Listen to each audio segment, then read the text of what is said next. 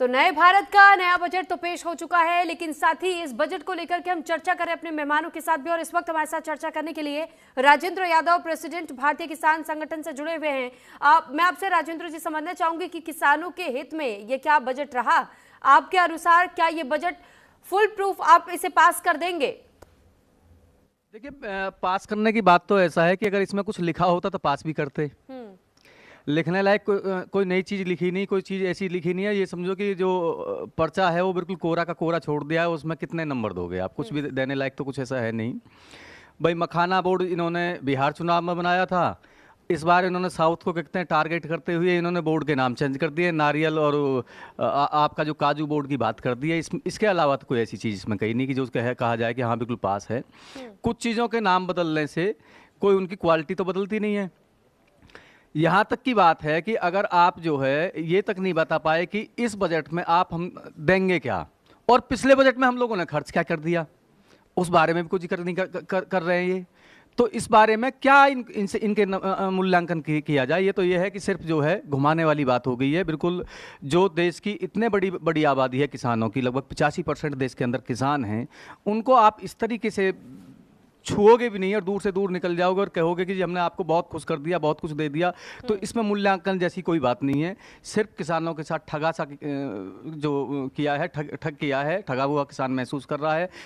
बहुत सारी उम्मीदों के साथ हम लोग देख रहे थे कि शायद हो सकता है MSP पे कुछ अलग से दिया जाए, खाद बीज पे कुछ बहुत सारी सब्सिडी दी जाए, जो लगातार हमारी जो फसलों में पैदा करने के लिए जो हमारी कीमतें ज़्यादा जा रही हैं उसमें कुछ रियायत देने की बात करी जाए। इस तरीके की कुछ भी चीज़ें देखने को नहीं मिली। तो इसमें क्या मूल्यांकन की बात की जाएगी? मैं तो यही कहूंगा कि पिछला वाला जो बजट था उसमें कुछ एक दो नाम चेंज कर दिए हैं। इसके अलावा कोई नई चीज़ इन्होंने इस बार जो है देश के किसानों के सामने प्रस्तुत नहीं करी है। लेकिन काजू और कोको की अगर कोई फार्मिंग करता है और उनके लिए तो एक तरीके से उसे मजबूत करने की कोशिश की गई है। कहा गया है कि साल 2030 तक में उनको एक प्रीमियम ग्लोबल ब्रांड के तौर पर बना दिया जाएगा, उस पर खास तौर पर फोकस किया जाएगा। तो उनके लिए तो है, कह रहा हूं कि अभी यही सारी बातें जो है, जब बिहार का चुनाव था, जब मखाना बोर्ड वहां बनाया गया तो यही सारी चीज तो बिहार के लिए कहा गया था कि मखाने को बिल्कुल ग्लोबल तक ले जाएंगे हम लोग। लेकिन लेके कहां गए? आप ये कह रहे हैं कि चुनावी बजट बोर्ड गया कहां होता? मैं तो ये पूछने वाला हूं इनसे कि बोर्ड भी कहां गया? तो कहीं नाम चेंज करके बोर्ड रख दिया। और मैंने तो अभी अपने ब्लॉग पे ये लिखा भी है कि कहीं मखाने बोर्ड जैसा क्या कहते हैं खेल इस कोकोनट और इस काजू वाले के साथ मत कर देना।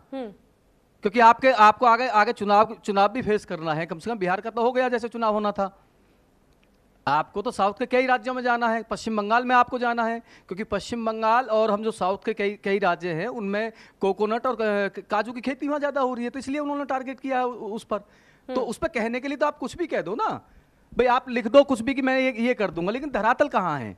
आप पिछले बजट पे मैं आ रहा हूं कि पिछले बजट पे जो आपने जो पैसे दिए थे देश के किसानों को चलाने के लिए, उनकी सुविधा के लिए दिया था, कितना % आप लोगों ने खर्च कर दिया? आपने कहा था कि जी 1.3-5 हजार करोड़ रुपए हम लोगों ने दे दिया, हजार लाख करोड़ रुपए दे दिया है। लेकिन उसका खर्च कितने किया? 25% का आप लोगों ने खर्च किया है।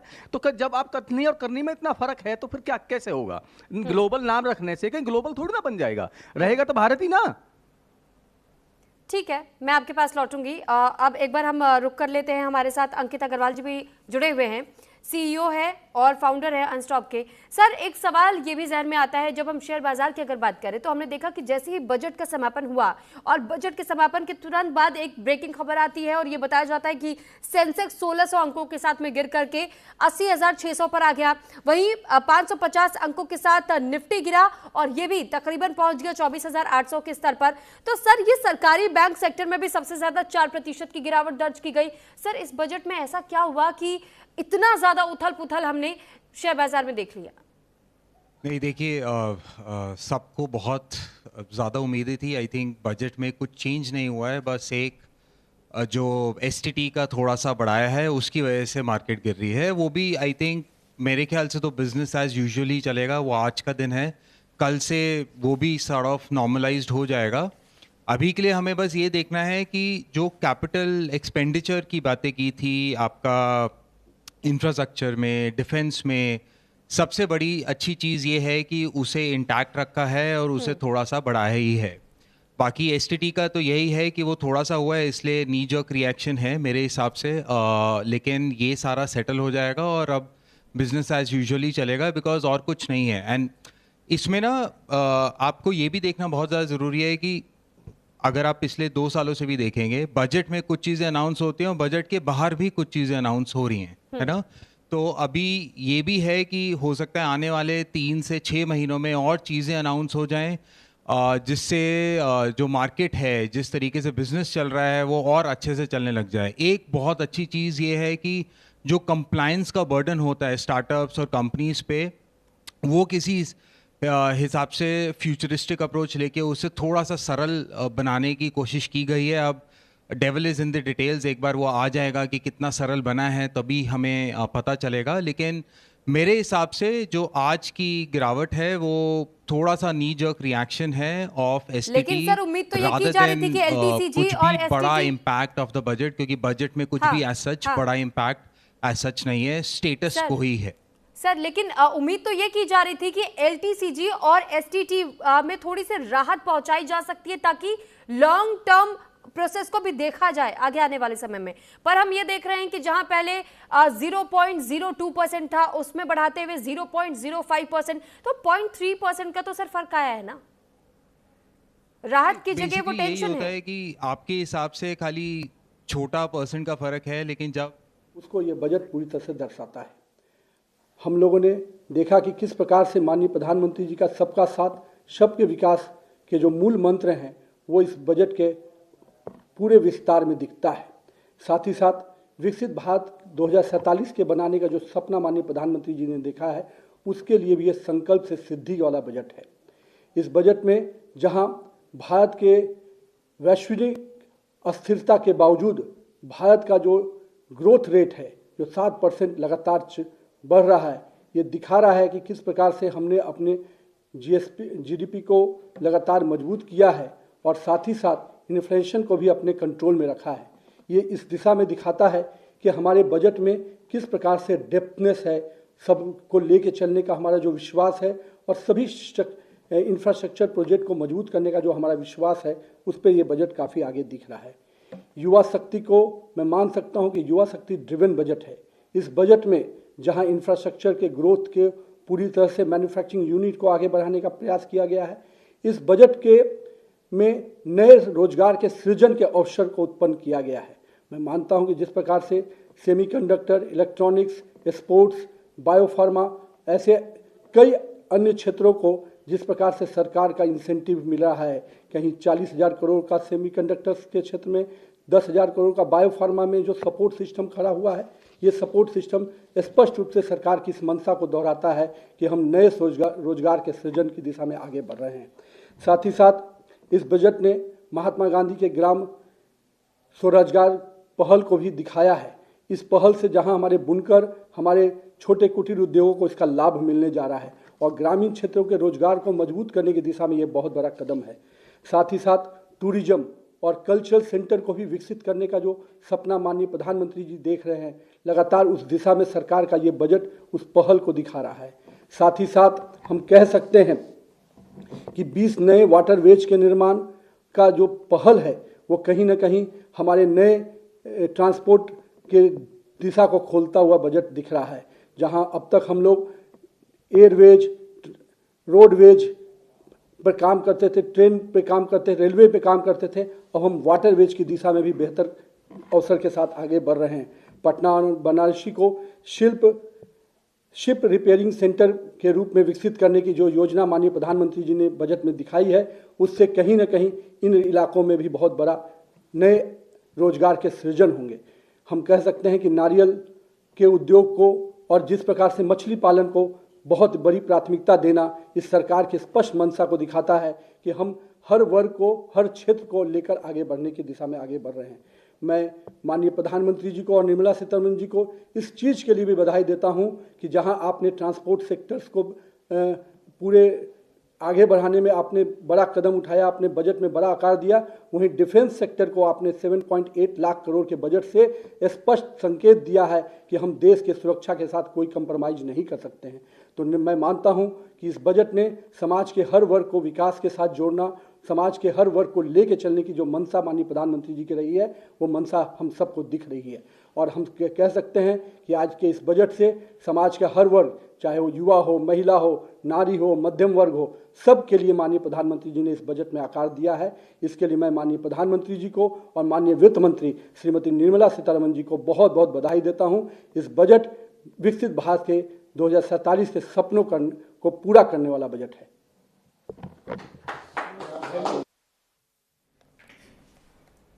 तो फिलहाल नितिन नवीन को सुन रहे थे आप।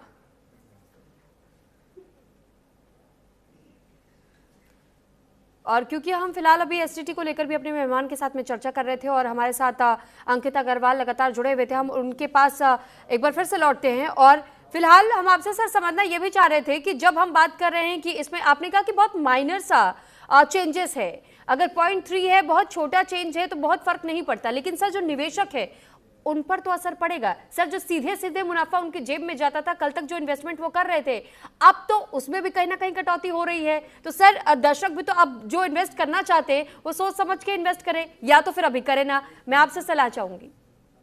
नहीं, आप बिल्कुल सही बोल रही है। लगता बहुत छोटा है, लेकिन जो जिसका काम ही वो है हर रोज का, जो वो कर ही रहा है, उसके लिए तो वो एक्चुअली बहुत बड़ा हो जाएगा और वो घर थोड़ा सा कम लेके जाएगा। बट एक बार उसके अलावा बड़ा देखते हैं कि क्यों सेंसेक्स बहुत ज़्यादा गिर रहा है। सबको ये था कि भाई लॉन्ग टर्म कैपिटल गेन्स पे थोड़ा सा कटौती होगी, जिस पे कुछ भी नहीं हुआ, और जिस पे किसी को उतनी ज़्यादा उम्मीद नहीं थी उस पे थोड़ा सा भी छोटा हो गया, इसीलिए सेंसेक्स बहुत ज़्यादा गिर गया। आपका तो यही है कि उनको लगा कि कुछ हुआ ही नहीं है, और जो थोड़ा सा भी हुआ है वो नेगेटिव हुआ है, इसलिए बहुत ज़्यादा गिर गया। बट अगर आप देखें कि जितना गवर्नमेंट चाहती थी एसटीटी से कमाना पिछले साल तक, उससे काफ़ी कम पिछले साल कमाया है। हो सकता है कि ये जो इंक्रीज किया है ये उसी के लिए किया है ताकि वो शॉर्टफॉल पूरी हो जाए, बट मेरे ख्याल से ओवरऑल जो मार्केट है वो इस चीज़ को एब्जॉर्ब कर लेगी और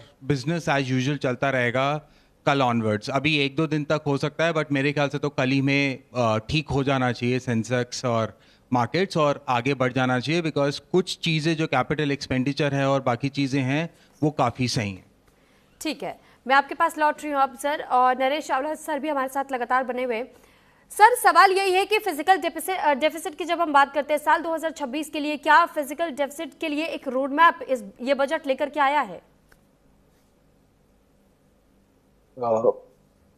मैं शायद स्वास्थ्य सेक्टर पे बोलना पसंद करूंगा। आई थिंक अंकित अग्रवाल से ये सवाल पूछना चाहिए आपको। ठीक है सर, ठीक है सर। स्वास्थ्य सेक्टर की भी अगर हम बात कर लेते हैं सर, हमने अब तक ये देखा है कि वो पेशेंट्स जो कैंसर के लिए लगातार वो जूझ तो रहे थे, लेकिन महंगी दवाइयां होने की वजह से वो खरीद नहीं पाते थे, ट्रीटमेंट नहीं कर पाते थे। सरकार के इस कदम को आप कितना सही ठहराएंगे, जब 17 दवाइयां जिसमें कि कैंसर की भी दवाइयां हैं बताई जा रही कि वो भी सस्ती कर दी गई हैं, इस मूव के लिए आप क्या कहेंगे? देखिए, इसमें कोई शक नहीं है, जो छोटे मोटे मेजर्स हैं इससे मदद हमें मिलती है, लेकिन जिस उम्मीद से सुरभि तिवारी हम उम्मीद करते हैं, देखो जैसे एक हमारा डिफेंस का एक आउटले है, उसको माना जाता है कोई उसको छू भी नहीं सकता, क्योंकि देश की सुरक्षा सबसे नंबर 1 है। मैं ये कहूंगा आपके चैनल के माध्यम से सब क्रिटिक्स को, सब एनालिटिकल लोगों को और आम जनता को और सरकार को, हेल्थ को और स्वास्थ्य को भी वैसा ही दर्जा दिया जाए। हेल्थ को और एजुकेशन को 2 ऐसे सेक्टर हैं जो मेरे विचार में, जिसमें जितना पैसा डाला जाएगा, जितने फंड्स डाले जाएंगे, उतना ही देश के लोग शिक्षित ज्यादा होंगे, उतने ही स्वस्थ होंगे, उतनी ही उनकी प्रोडक्टिविटी बढ़ेगी। उस हिसाब से एवर सिंस पोस्ट इंडिपेंडेंस उस स्वास्थ्य को वो तवज्जो कभी दी ही नहीं गई। ये जो 17 दवाइयां बता रहे हैं, यस दे हेल्प, छुपट मदद मिलती है, लेकिन जब तक जो आउटले जो हमारा 1 to 1.1% के आसपास जीडीपी का रहता है, उससे हमारा काम नहीं चलता। जो विकसित देशों की इकोनॉमीज हैं, इवन हमारे एशिया में और जितने भी, इवन हमारे चाइना में, हर में स्वास्थ्य की एलोकेशन बहुत ज्यादा है। हम देखते हैं डिस्पेंसरीज अच्छा काम क्यों नहीं करती सर, लेकिन पोस्ट कोविड हमने देखा कि बहुत ज्यादा ट्रांसफॉर्मेशंस, बहुत अलग अलग नई तरीके के इन्फेक्शन या वायरसेस की बात सामने आती रही है। तो सर क्या हम ये मान सकते हैं कि ये बजट पोस्ट कोविड बजट को पूरी तरीके से सही ठहराया जा सकता है कि ये उनकी जरूरतों को पूरा कर देता है, ये जो नया बजट आया है? देखिए, ओनली ड्यूरिंग जब कोविड आया था तो वैक्सीनेशन के लिए जो 36,000 करोड़ दिया गया था, जिससे हमारे पूरे 220 करोड़ कोरोना की वैक्सीन लगी थी। That was the only time we felt कि देश के लोगों की स्वास्थ्य की रक्षा बहुत अच्छी की जा रही है। उसके बाद हमारी मांगे बहुत ज्यादा हैं, क्योंकि बजटरी एलोकेशन बहुत कम है, तो उससे वो कभी खरा उसमें उतर ही नहीं पाता है। हम चाहेंगे हर गांव में sub centre, primary health centre, district hospital, बड़े हॉस्पिटल, उनमें सुविधाएं जहाँ सुधरे, उसमें क्वालिटी ड्रग्स मिले, उसके लिए फंड्स चाहिए। हमारी जो मशीनें हैं, जो हम कहते हैं, जो हम इंपोर्ट करते हैं, वो चीजें इतनी महंगी हिंदुस्तान में होती हैं स्वास्थ्य वाली, चाहे वो एमआरआई हो, चाहे वो सीटी स्कैन हो, चाहे ऑन्कोलॉजी के लिए, कैंसर के पेशेंट्स के लोग कहेंगे डॉक्टर साहब मेरा इतना बिल बन गया है। क्यों? हर चीज बहुत महंगी है। तो हम उम्मीद करते थे एटलीस्ट उनकी इंपोर्ट ड्यूटी का तो कम कर दी जाए, उससे कहीं ना कहीं मदद मिलेगी। यू नो वेरी वेल कि जो स्वास्थ्य का तवज्जो हमारे देश में होना चाहिए वो उतना कभी हो ही नहीं पाया। ये शॉर्ट टचिंग एक टोकनिज्म कर दिया गया, उससे एक्चुअल स्वास्थ्य बहुत ज्यादा नहीं सुधरता। जो देश का जो ऐसा जो बिलो पॉवर्टी लाइन सेक्टर है, almost 80 to 100 crore people are below poverty line. आप उनके एक आम सड़क पर चलते हुए आदमी को क्या उम्मीद करता है? वो तो कहेगा जी ठीक है जी, मैं कम कमाता हूँ, एटलीस्ट मेरी कमाई प्राइवेट हेल्थ सेक्टर में दवाई भी इस्तेमाल ना हो, मुझे गवर्नमेंट सेक्टर से इतना मदद मिल जाए कि मेरा स्वास्थ्य आसानी संभल जाए। वो नहीं हो पा रहा। आप ये सोच के देखिए, जो मिडिल क्लास है जो कि देश को चलाती है, वो बेचारे नॉन कम्युनिकेबल डिजीज के इलाज के लिए, चाहे वो कैंसर हो, चाहे वो दूसरी नॉन कम्युनिकेबल बीमारियां हो, उसके इलाज इतना महंगा हो जाता है कि आम एक परिवार का अच्छा खासा हिस्सा, क्योंकि गवर्नमेंट से उसको कुछ मिलता नहीं है, तो प्राइवेट प्रैक्टिशनर से या प्राइवेट हेल्थ सेक्टर की तरफ या कॉर्पोरेट हॉस्पिटल की तरफ बढ़ता है, जो या तो इंश्योरेंस दी जाती है, अब उस पर भी टैक्स लगाया जाता है। तो दैट मीन्स आयुष्मान भारत आया, कोई शक नहीं है कि आयुष्मान भारत से मदद मिली है, but it is again saying too less and too late. तो हमारे विचार में अगर देश को एक सुपर पावर बनाना है, देश को एक विकसित देश बनाना है, एजुकेशन एंड स्वास्थ्य पे एलोकेशन बढ़ेगी, तभी हम समझते हैं 5-10 साल बाद हमारा देश जो चोटी के देश हैं, including China is the only country which should compete with. इसमें कोई शक नहीं है, चाइना की सरकार एक प्रजातंत्र नहीं है, लेकिन फिर भी हर चीज में, पर्टिकुलरली एजुकेशन और स्वास्थ्य में एलोकेशन ज्यादा दी जाती है, तभी वो लोग हमसे आगे बढ़ जाते हैं। ठीक है सर, लॉटरी में आपके पास अरविंद मोहन जी भी हमारे साथ इस वक्त जुड़े हुए हैं, सीनियर जर्नलिस्ट है आप। सर एक सवाल आपसे अरविंद सर, कि जब हम ये इस बजट को हम देख रहे हैं और इस बजट में हमने ये देखा कि बहुत ज़्यादा कुछ खास, बहुत ज़्यादा कोई ये बजट मध्यम वर्ग के लिए नहीं खास रहा, क्योंकि मध्यम वर्ग हमेशा, इससे पहले भी जैसे हम बातचीत कर रहे थे तो मैंने आपके सामने ये सवाल रखा था, तो सर मैं इस बजट को लेकर के अब आपसे पूछना चाहूँगी, क्योंकि बजट तो आ गया, मध्यम वर्ग के लिए क्या था?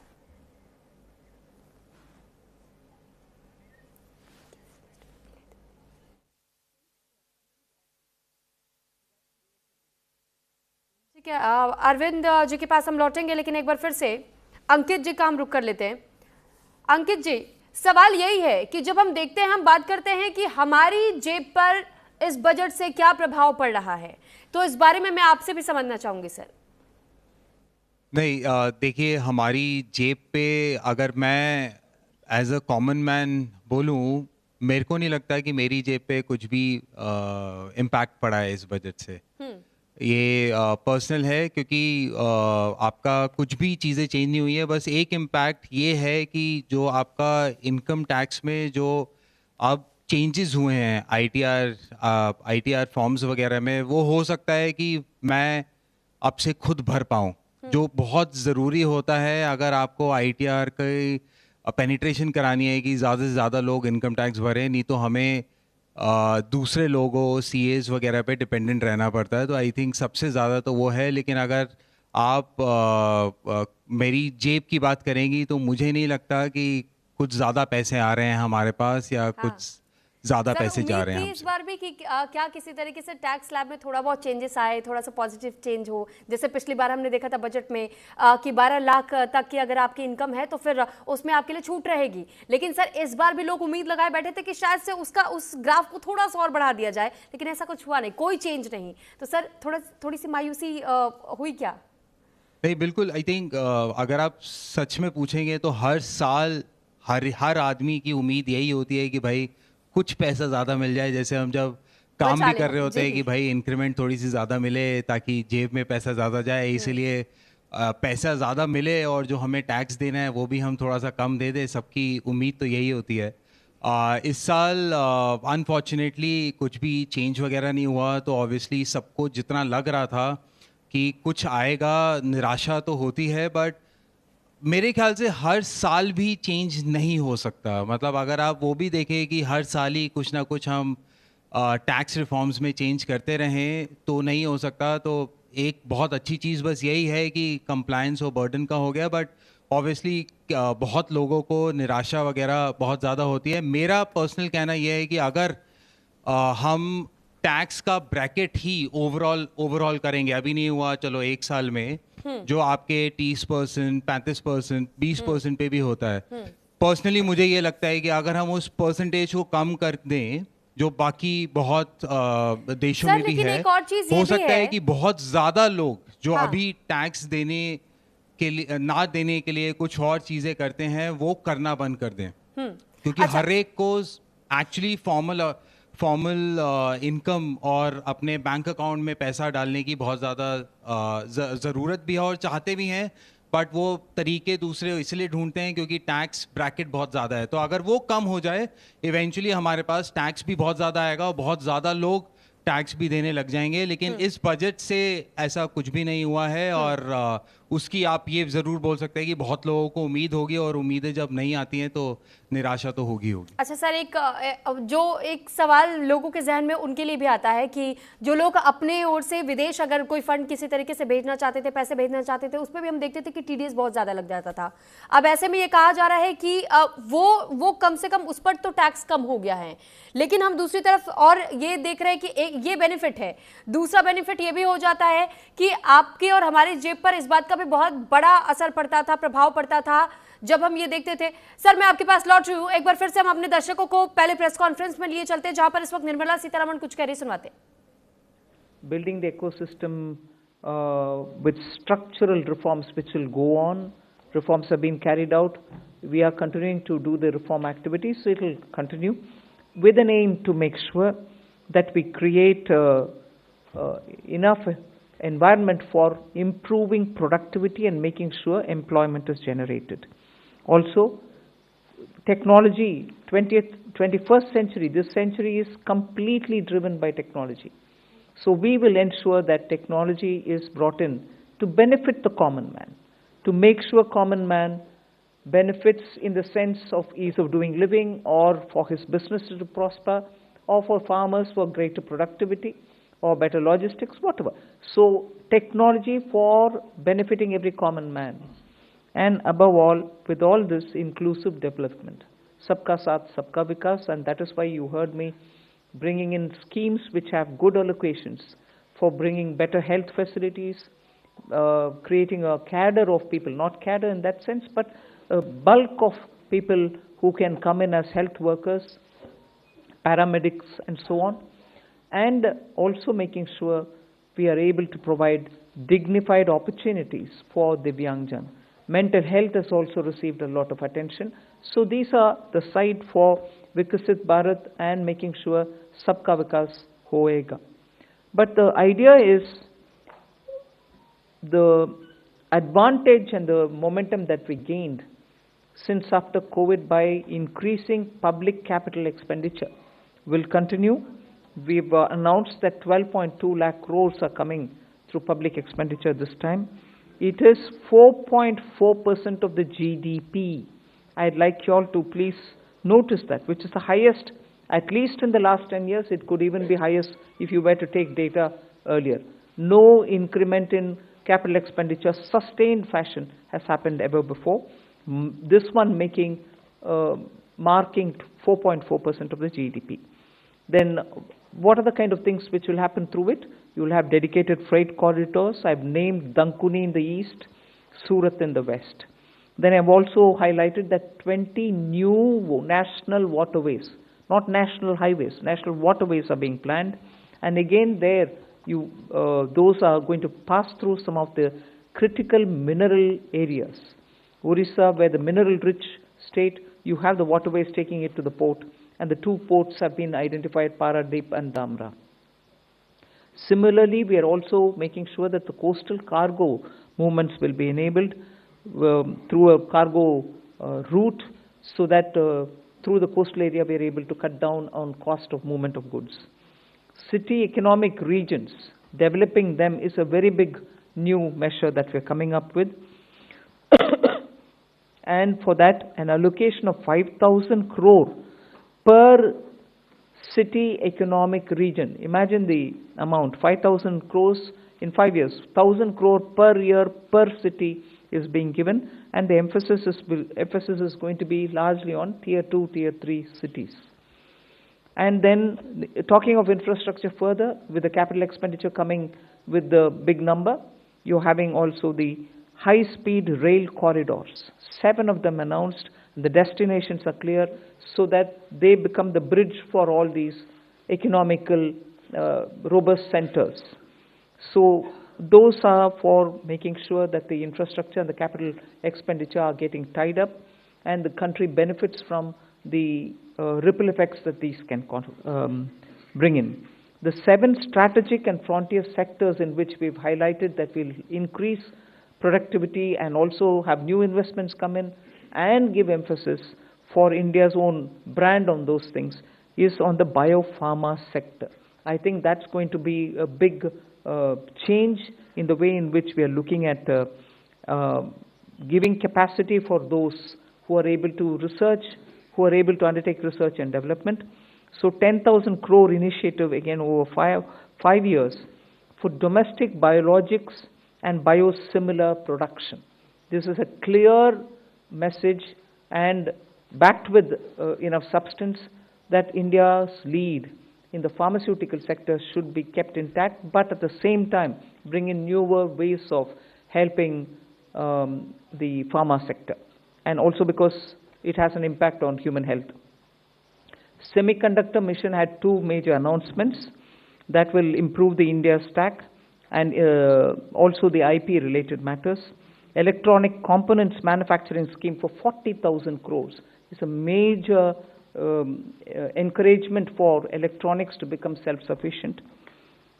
We have also announced establishing rare earth corridors so that India can face and be able to meet its own requirements with its materials. So once we identify and are able to explore these minerals and process them, make them available for us, our dependency on external sources for bringing in the rare earths will be lesser, and we've identified the states where we want to establish this rare earth corridors. तो फिलहाल कैसा रहा साल 2026 का budget, इसको लेकर के चर्चा लगातार जारी है। हमारे साथ तमाम मेहमान भी बने हुए हैं और मेहमानों से हम